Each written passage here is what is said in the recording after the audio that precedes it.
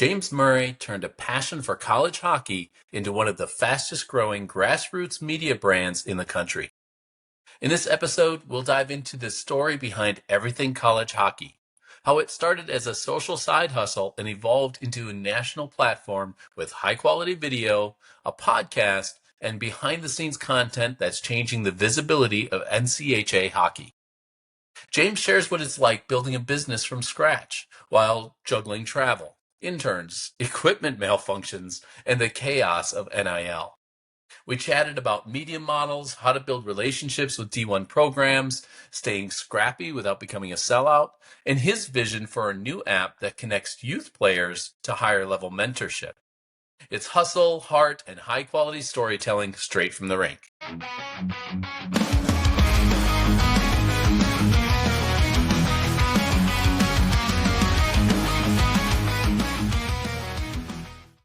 Welcome to Legacy Unscripted, sponsored by Progeny Coaching.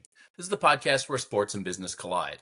I'm your host, Russ Katzman, and here we'll skip the fluff and get straight to the hustle. From athletes turned entrepreneurs to impact-driven business leaders, we dive into the wins, the lessons, and some of those failures that make our legacies worth living. Today, I'm happy to welcome James Murray, founder and CEO of Everything College Hockey. James, appreciate you joining us. Thanks for having me, Russ. Appreciate it, man. Always good to connect and grow the network out there. And we got more college hockey tonight, so I'm a happy guy and all weekend. And it's been a good start to the season so far. How you doing? No, I love that. So there you are, college hockey. Yep. Talk to me about it. Why is it such a passion for you? Yeah, I think it's a lot of the kids. I mean, now we're going to probably get into this later in the podcast, but NIL is a big thing right now. So these players are being paid, but a majority of them aren't, or they are in a small margin. And I think, they're still playing. This is how I fell in love with the game was seeing these guys play for their school, play for their friends that are on campus with them, going to class and stuff.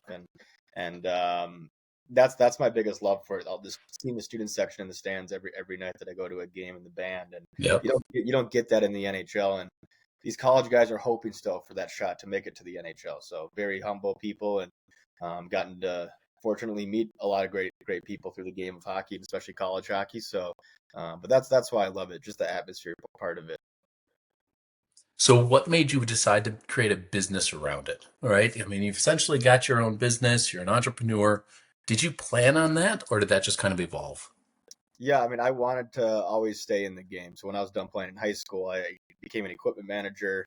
And then when I was in college doing that for Bemidji State, I saw that there was a need for coverage of Division I college hockey. And as you see in basketball and football for college, they're so heavily covered. And hockey is such a great sport. No one was really covering it. And, until this year, now there's more people coming in. But yeah, the last 7 years is kind of, all right, we need to fill a void here. And that, I saw that as an opportunity to turn it into a business. At first, it started as kind of just a passion thing and trying to see if I could do something myself to grow the game and posting social media content. But as years went by, it's like, all right, we need to make some money doing this thing and to stay afloat and to eventually grow. And that's still our goal today. And I'd say that we've made more money than we thought we'd make doing this, which is great. But now it's how do you expand that, multiply that, and we've also, made way more connections than we ever thought we would, and fell in love more with the game and all the people involved in our great game.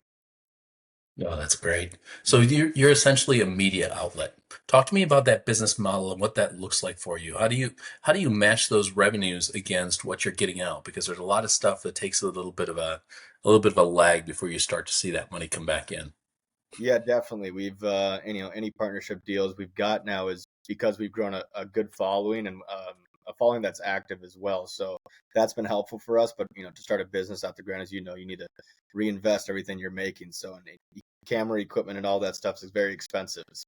One of my goals is to always quality over quantity. And I run really high quality stuff, and that's it's Division I hockey we're talking about. You see the high quality stuff in football and basketball, like I said. So we want to match that, if not be better than that. And that's been a big focus of ours. So as far as the business standpoint, like trying to get sponsorships and stuff, that's another reason why we want to make high quality content, because we want brands to associate themselves with us. So that's been a huge piece of it, but always trying to grow and Now with the NIL market opening up, like we want to get a piece of that too, to just to stay alive. I think everyone wants us in the game of college hockey in order to help grow it.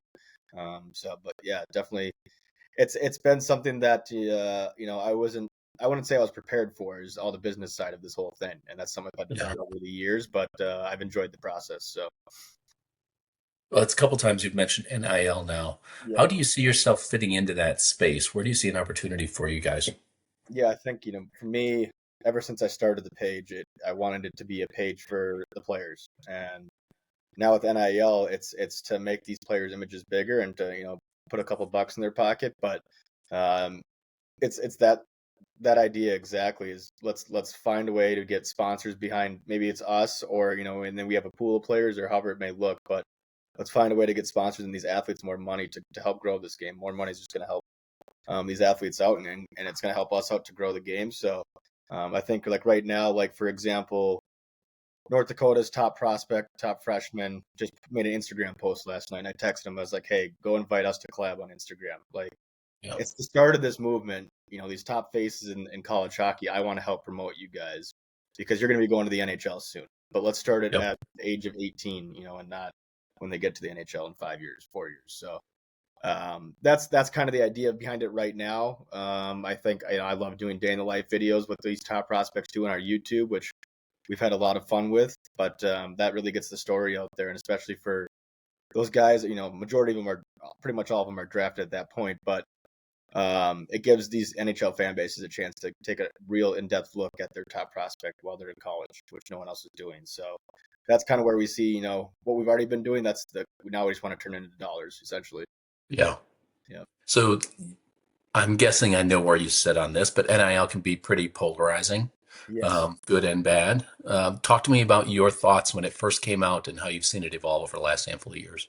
Yeah. I guess for me, I was scared that the Big Ten, with having the most money behind their conference, would take over college hockey, but that really hasn't been the case. And obviously, Penn State got a huge deal for their Gavin McKenna this year, but they're not the best team in the country right now. They're good, they're very good. I'm actually going to watch them tonight at Minnesota. Um, but no Big Ten team has won the championship in the past like 7 years. So it's been all NCAA team. They haven't been spending that much money on their players, but at first, like I said, scared, but now I'm kind of okay with it. And a lot of these players getting paid are top prospects, and it's not too big of a difference because in a year or two they're going to be getting that kind of money in the NHL, if not more. So it's not too big of a deal to me. Like one buying one player, essentially, like Gavin McKenna, it's not going to win you a championship. You still need a whole team. So unless you're out there paying for your whole top line or five guys, like it's going to be hard to, I don't know, I guess rig the system, so to say, but want to keep the game as clean as possible, and make sure that the students are involved heavily, and care a lot about the teams. So I don't think it's hurting that aspect of the game though. So it's interesting because you and I talked about this a little bit during our introduction. Yeah. Um, what do you think this has done to the locker room? You're in the locker rooms as much as anybody, especially with these day in the life videos. Talk to me about what you're seeing in the locker room, maybe between the haves and the have-nots when it pertains to NIL. Yeah, I mean, I guess a Big Ten locker room may be a little bit different than every other conference. Hmm. That is something I've wondered about. Like, like what are the coaches thinking? This guy's making, Gavin McKenna's making more than them almost, and if not more, yeah. And then same with the other players that aren't getting paid much. Does that create problems in the locker room? I mean, I don't know if they're being acted on in the locker room, but it's definitely in the players' heads. Like they all know. Yeah, So I don't know. I watched Penn State week one, and I didn't see any issues right away. As I watched the guys warming up and everything, and Gavin was very much in the middle of that whole mix and sure. pumping the guys up. So just they're kids at the end of the day, 18 years old, 19 years old. So um, it is going to be interesting for the other teams though, and see if that is a factor for them. But right now, I don't think it's too much of a factor. Well, it's interesting. I mean, we talked about this as well, which is how young they start getting recruited from a Yeah. college standpoint, from a college and NHL standpoint, in those early drafts, picking them up younger. Some of the other leagues, obviously, they don't get drafted till much later, Yeah. and so the NIL money early on is more of a security for them than even for college hockey. Because college hockey, if they're drafted by a team early on, yeah, I'll take the money. It's nice to have the money, but I've got a team that already wants me. Yeah, Talk to exactly. me if you've seen across any of the sports, just observing from the outside. Have you seen kind of that difference between hockey being recruited early and in the other sports? How does that change the locker room a little bit? Yeah, I mean, we just had we were in Duluth this past Sunday and talking to the guys. Like it's the whole top line for Minnesota Duluth, and they're all leading the country in points. But Hmm. I don't know, man. They're all not like they're not selfish players or anything. So I want to say like to me, I don't think NIL or anything is bad. I think the transfer portal is the biggest hurt in college hockey right now. But as far as the drafting piece of it, like because like these draftees will maybe transfer to another school if they don't work. Yep. I want maybe a 2-year contract or something so that they have to stay at the school that they choose. Like that loyalty in college hockey is the biggest worry for me. Um, Yep. but hockey versus other sports, as far as the draft piece of it, it's like my boys in Duluth said, we haven't made it yet. Like some team has our rights, but we still have to perform, and we're not going to go there and get that contract. So, but Mm. I want to take out maybe like one transfer is allowed or something. There's got to be some rule where if you are transferring, you got to stay at the school because I think I've seen so far too many players in and out. And a lot of it's because they are drafted and maybe these NHL teams are pressuring them to go to another school where they're going to get playing time. But I think that hurts college hockey in a way, is the transfer So, portal. yeah, the transfer. I think that's the same across any sport, Across right? any sport, right? Yeah, That especially. ability for them to pack up and go. I mean, then the thought all year long, kind of like, if you recall back the senior year of high school when you're going to all these colleges, deciding where you want to go, maybe even junior year, where do I want to go? Where do I want to go? If these guys are concentrated every year on where's that next step, where do I want to go? Oh, I'm not on the first line here. I want to get up on the first line. I want to, you know what? That's tough because they're not focused on their team. They're not focused on school. They're not focused on winning. They're just focused on what's next. Yep. And I do believe that's tough on the transfer. One of the concerns regarding the transfer portal is some of these guys are going to collab and get together and create a super team per se, Yeah, right? that could be Have you possible. seen any of that? Have you heard any of those whispers?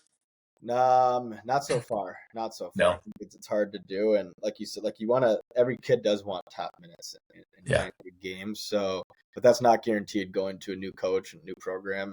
And I haven't seen it yet, but Penn State, on paper looks like a super team right now. But Yeah. a little bit of a slow start. They're still a younger team, so we'll see. I mean, they're a very good team. They won a fair amount of games, big series this weekend for them, but. Um, yeah, I mean, super teams. I don't know. You'd think like an Arizona State could build one with the weather down there and a great atmosphere every weekend, but um, Michigan just they've been well recruited team. They're really good this year as well. So, but no, I haven't seen too much star power yet on just one team, which is good. I think this year has been fun. The Yeah. parity in college hockey is the best it's ever been. A lot of upsets early on in the season, so that's one of my favorite parts about this season. Well, that's got to be one of the favorite parts of your job too, Yeah, right? I mean, it's kind of boring when it's just chalk all the way across the board, and the ones that are supposed to win are constantly winning, and it's yeah, like, okay, yeah, it's what we expected.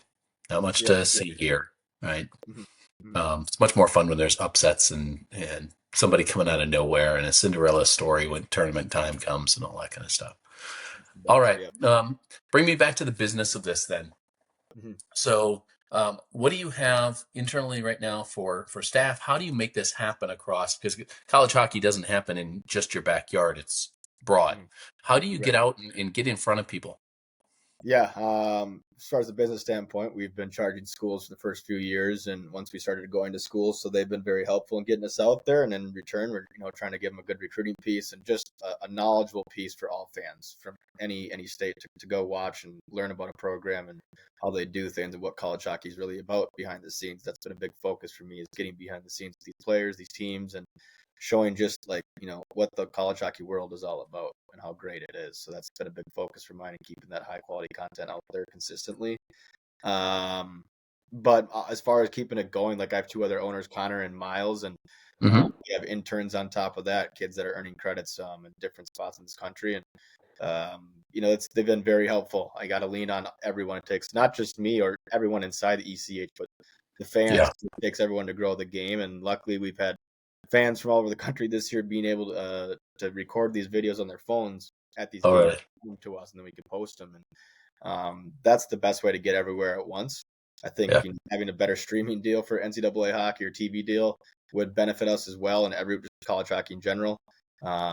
But yeah, we have a video editor, we have podcast editor, and then these interns with helping with graphics and clipping and all that stuff. But it's been a 3-4 man team for the last 4 or 5 years, and that have been really helpful for me. And I started it. I kind of did solo for like 2 years, and then I brought on my team to get this podcast going, to go to schools and travel and do these videos. So, but very thankful for everyone that's had their hand in it, and to all the coaches that believe in us and support us too in Division I hockey. That's a big reason we're able to be where we're at right now.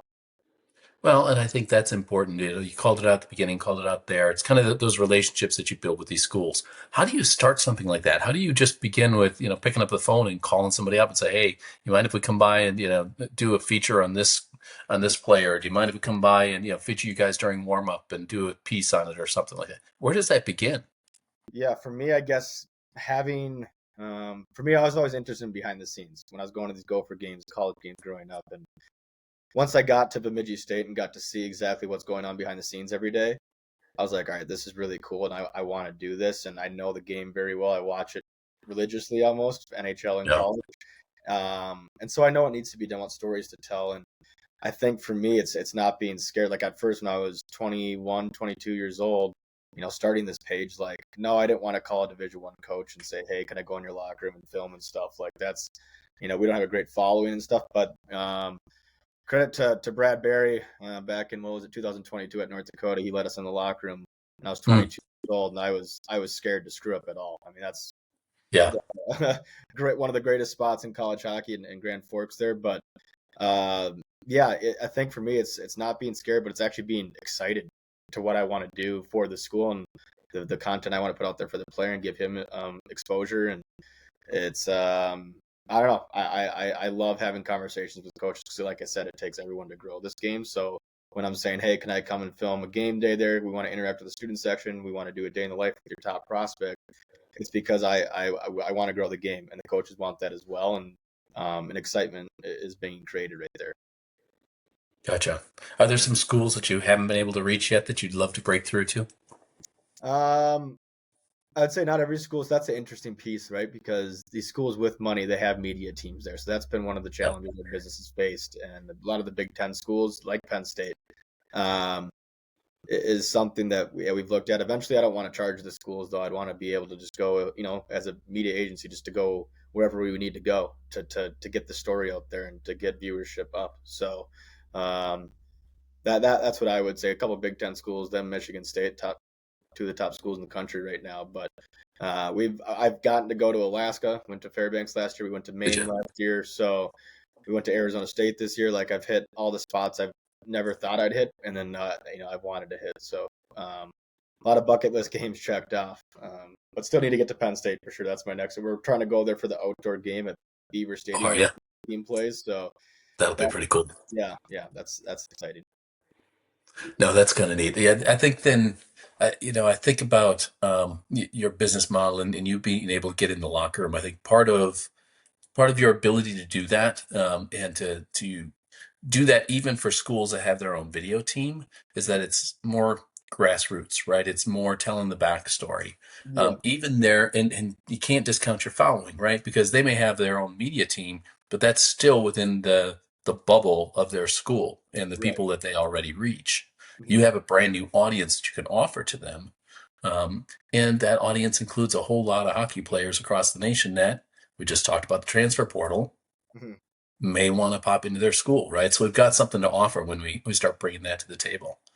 I think for you personally, your ability to relate to these guys and to talk to them at their level, because you're about that age, right? You're pretty close, a couple years older maybe. Um, what are you going to do as you start to get older? Are you going to be able to still leverage that, or do you think you're going to have to change your business model slightly? Yeah, that's an interesting and good question. I don't know. I feel like I'll always be able to do it. I feel like a kid at heart. At the end of the Yeah. day, I think I know how to get the most out of these players and make them comfortable. Some hockey players are dry, a little worse than the NBA and NFL players out there. But I understand kind of the lingo and what they're really about. And a lot of them are good people, like I said. So I feel comfortable going into that. Now, going to the hockey house to do a podcast and stuff, maybe, I don't know. I do want to stay younger and be attract. I want the young kids to be attracted to what we're doing. So, because it's important that we inspire them. That's another huge reason. Like we are doing what we're doing for our page, and we have an app coming out that's gonna kind of hopefully, give the blueprint to get to Division I hockey for the youth players. So, that's what it's all about. I as for right now, I'd say I envision myself staying with what I'm doing for a long time. Gotcha. So the app's interesting. Yeah. How do you hope to benefit people? How are you going to benefit from the app? Tell us a little bit more about that. Yeah, I think the biggest thing, like I said, is to give a blueprint to the kids, but to connect the youth with maybe people or athletes that they seem, they think is unreachable, and it's really not. And there's a bunch of Division I players, and I think NHL players too, that want to give back to the youth and grow this great game. So, how is it going to benefit us? I mean, we're going to charge a subscription fee, but that's going to give us funds to keep making content with these players and just building out the app even more, and maybe get into more schools and get more content out there and really growing the game in general. So everything we make, we want to put back into the company, and we want to grow the game in general and help the youth out, because I think there's a lot of kids. Actually, I know because I coach on the side. There's a lot of kids asking, what do I need to do to even make the 18 next year? And Yeah, as an eighth grader, like that's something I want to help kids out with, because I didn't have that information growing up either. So I think a lot of kids are curious about that, and now you can connect with the guys that are currently doing it or have done it. So yeah. that's kind of the idea behind it. So I don't want you to give away any trade secrets. I know it's still coming, but so it's about mentorship in the app. Yep. Is that kind of the goal of it? Yeah, having drills, like stick handling, shooting drills on there. But then, like, what are these players eating? How much are they sleeping? All that Oh stuff yeah. on there. What problems did they face growing up? How do they solve those problems? Like, they're all little clips that you can click on throughout. You go to a player's stall, click on it, and then it has all these questions and then these answers associated with those questions. And then there's drills below that. And like I said, advice on what to do, what to eat, how to sleep, how to recover. And then you can schedule one-on-one calls with these players too if you pay an extra fee. So it's really a chance to connect one-on-one with top athletes in the country for the That's youth. pretty cool. Mhm. And so, the thing I love about that is that it gives them connection and humanizes these players, right? We Yeah, tend to, when you're growing up and you see these guys on TV, and especially if you watch them in college and they go on to the NHL. I mean, I remember in the mid '80s, I grew up in Wisconsin. I remember the Badgers won the national championship mid '80s. I remember I had those guys up on the pedestal, and then I saw Chelios and a couple of those others that were in the NHL. I was like, man, these guys are just awesome, and they're just up here. yeah. This gives you an opportunity to humanize them and say, hey, kid, you can do it too. Mhm. This is all it takes. And yes, I was having those same doubts when I was your age, and this is what I did to get past those. I love that mentorship aspect of it and the opportunity to kind of get those kids, and it gets you a relationship with them when they're young, Yes. Yep. right? Exactly. You never know, what one guy in college hockey can do to inspire a kid, and where that kid's going to go. He could be Yep, the Sidney Crosby. You don't know. So that's the idea behind it, and I want to make it somewhat affordable so that everyone can get a chance to get on there and connect. And if they really love the game, they're going to love this app. We're going to have exclusive content on there as well, and put our podcast on there, all this stuff. So yeah, it's really supposed to be a one-stop shop to just give kids the knowledge to get to where they want to be. I love it. Mhm. So, talk to me about that part of the business then. You've got development, you've got software development for a media company. Yeah. How do you bring those together? How did you get the contacts? Where did you start with something like that? Yeah, I think for me it was coaching this past 5 years and seeing that there's a need for these kids, and I found a business partner that wanted to get invested into it financially and just Good.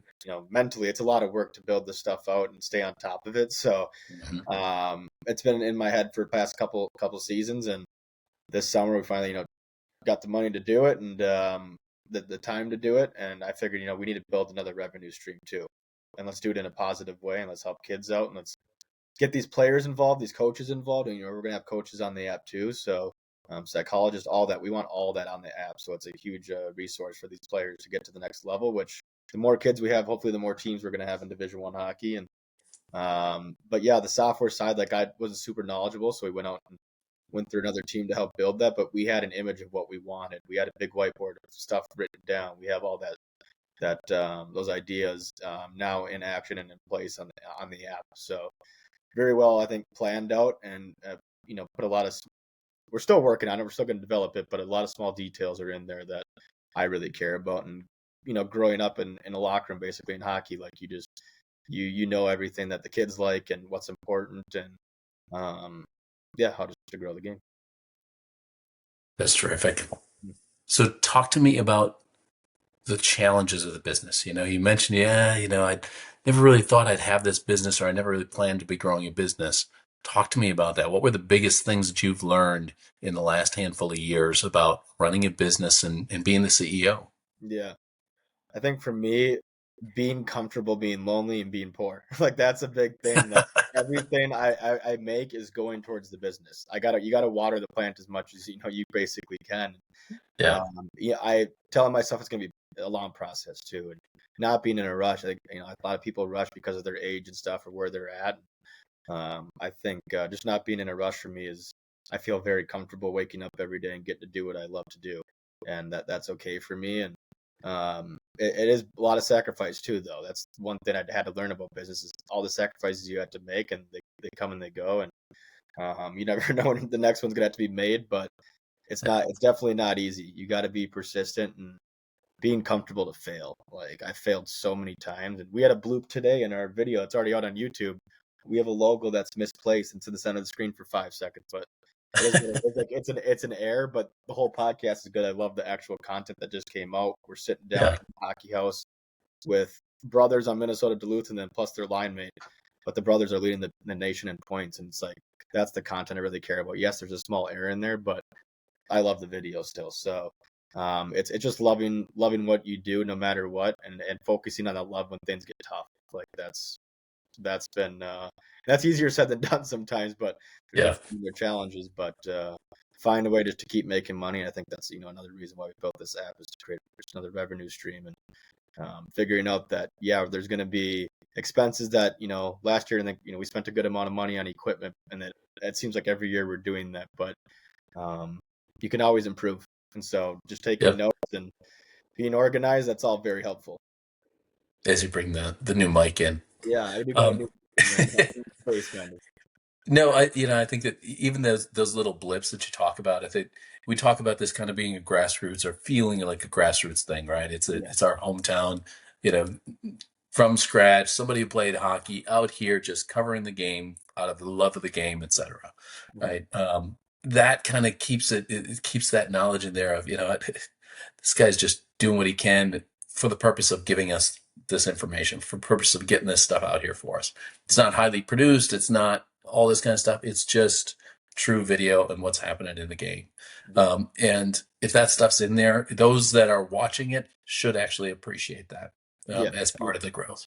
Yeah, that's the idea. Behind that video. Yeah, again, the blooper's great, but it's it's the kids in there, and you really get to see their personality, and that's what I really wanted to showcase. Like, we do these podcasts, and over Zoom's great, but it's different when you're in person. And really, it's different, and get to have that human connection, and while you're talking to the kids. And these kids were great. They talked about growing up on the sheet, on the outdoor ice, 5 days a week, 7 days a week, whatever it is. They're out there every day basically. So but you got to love the game, and if you don't love it, quit.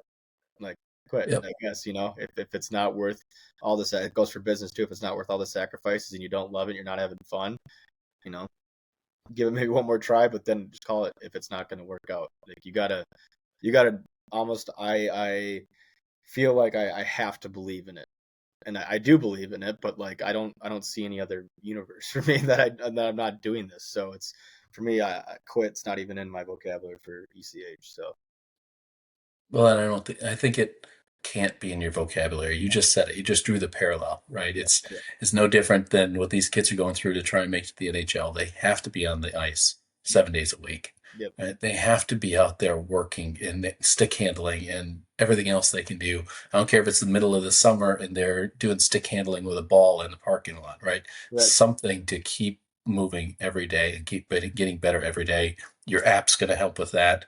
All of that kind of stuff to get them to a better place. Business, same thing, right? You've got to be doing something every day to make this a better business.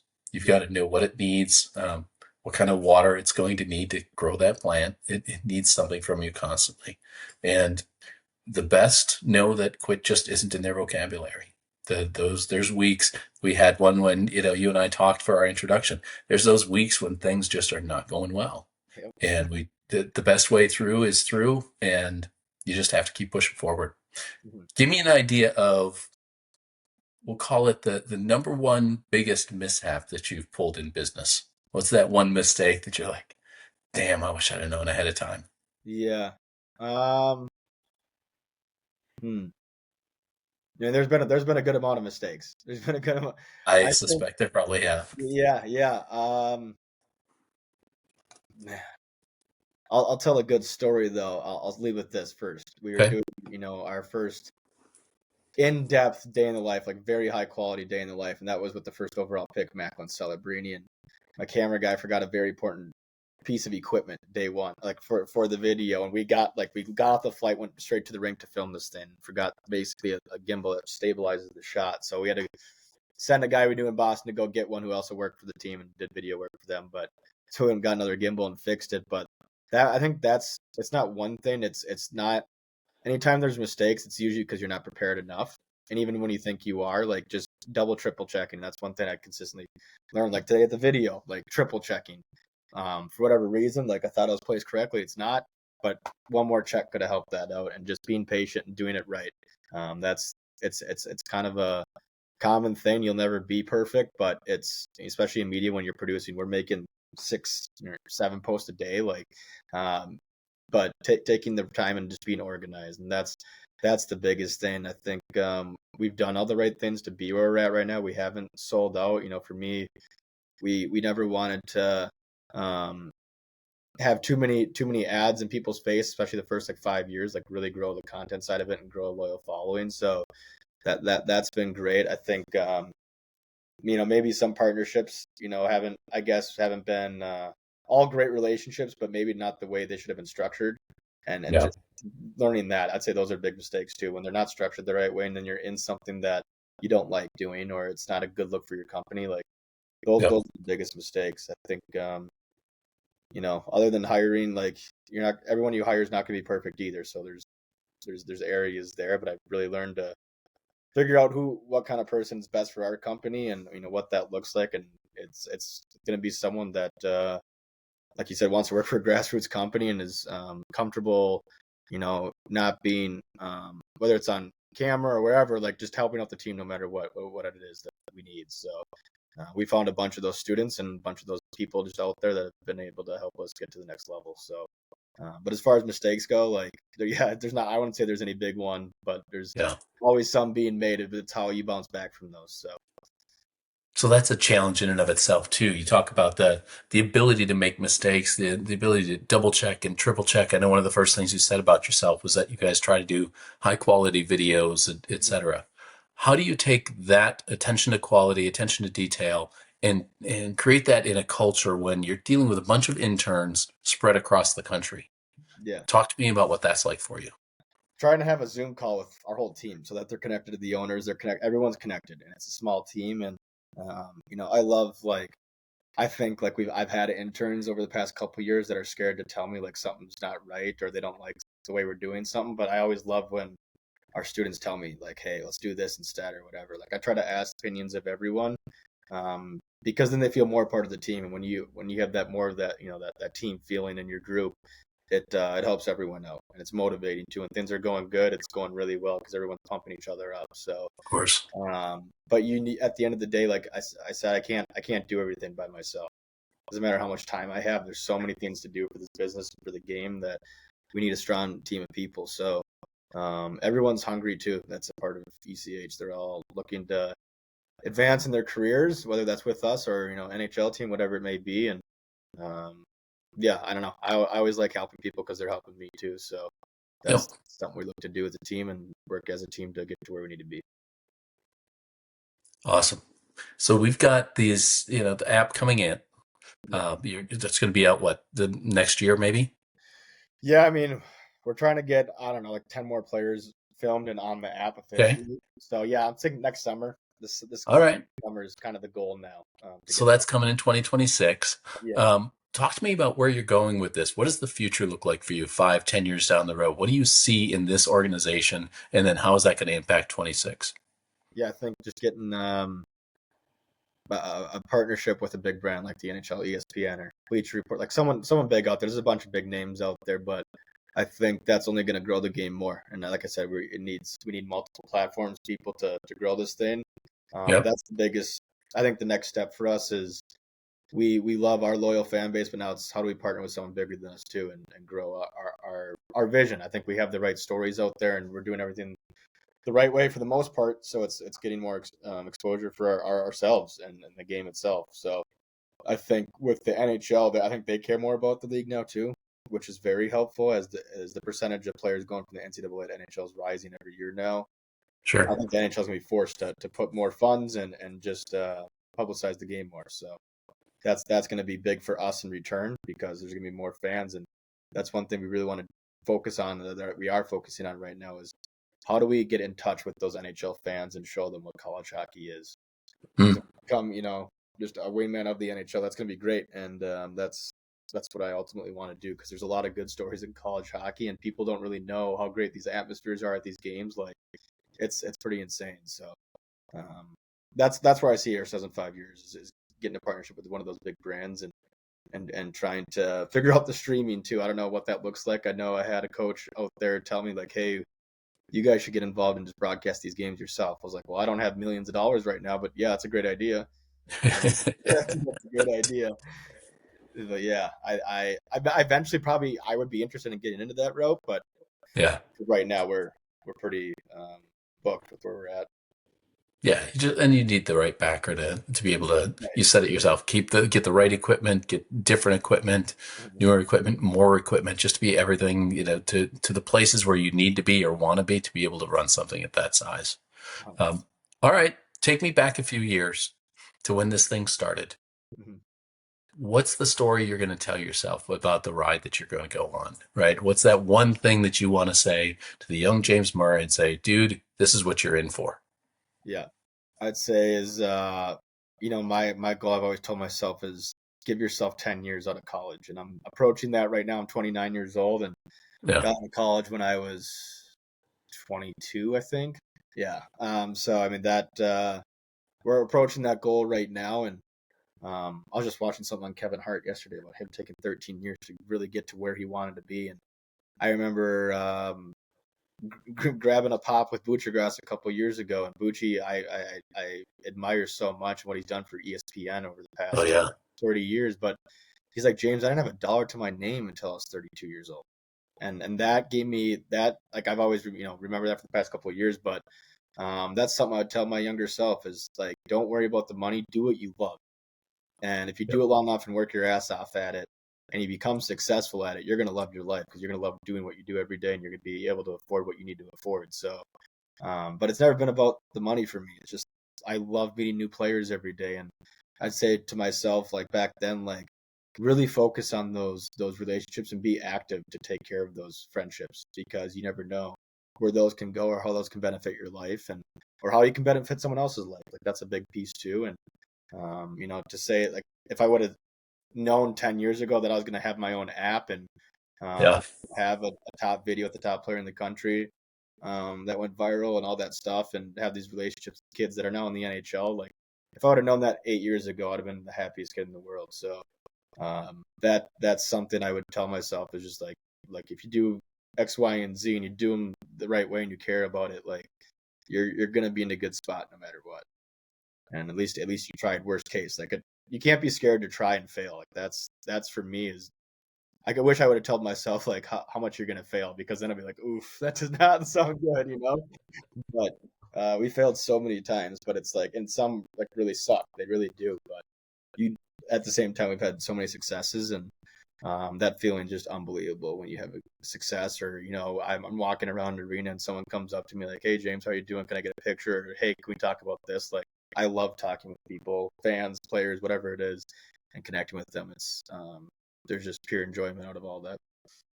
Yeah, it's all about those relationships and the people you get to meet along the way. Yeah, That's really cool. yeah. Well, James, it has been a pleasure. Anything I didn't ask that you want to throw out there for the audience? No, not really. I think one big thing that's on those relationships is being able to help out our foundation that we're partnering with Triumph together, and that's Hmm. helping kids in the Children's Hospital. I've been working with them for the past 4 years now, and that's been another cool story out of ECH, is getting to help kids out and have a good story that Matt Boldy's now an all-star on the Minnesota Wild. Like, this is back in the day, 4 or 5 years ago, but signed a jersey for a kid for that foundation, and Hmm. he was struggling in the Children's Hospital, and that's the coolest part. Like you said, is making those connections and helping everyone out, growing this thing together. I think hockey's it's a small world in a way, and everyone kind of knows each other, or knows of each other, and yeah, it's a lot of love for everyone that's helped us get to this point. So that's what I'd really like to say is everyone that's been a part of this or partnered with us or has met us or follows us, supports us, subscribes to us. It means so much to me, and all the hard work that we put in and a lot of stuff we've sacrificed. Like, it's been a grind. We've all worked full-time jobs on the side and gotten fired from many jobs for leaving too much and being on the road. Like, Yeah. it's been a grind, but it's for the fans and for the players, and their love for us really feels good. So thank you guys, and thanks Russ for having me on and connecting with me too, and giving me some advice. It's always good to. I think that's a huge challenge for entrepreneurs, is not getting stuck in your own head, and sometimes just speaking to someone, especially someone with knowledge who's talked to many people, about the Yeah. business route. So thank you. No, I appreciate that. Perfect way to end it. We'll make sure to get the link to that foundation and stuff in the show notes before we get done. Perfect. Appreciate it. Thanks, James. Appreciate you joining us. Yep. So that's a wrap for this episode of Legacy Unscripted. If today's conversation sparked something in you, don't just let it sit. Take action to build your future. Make sure to subscribe, leave us a review, and share this with someone who may need to hear it. And if you've got a story to share or you just want to connect, you know where to find me. Until next time, keep it real, keep it bold, and keep living your legacy.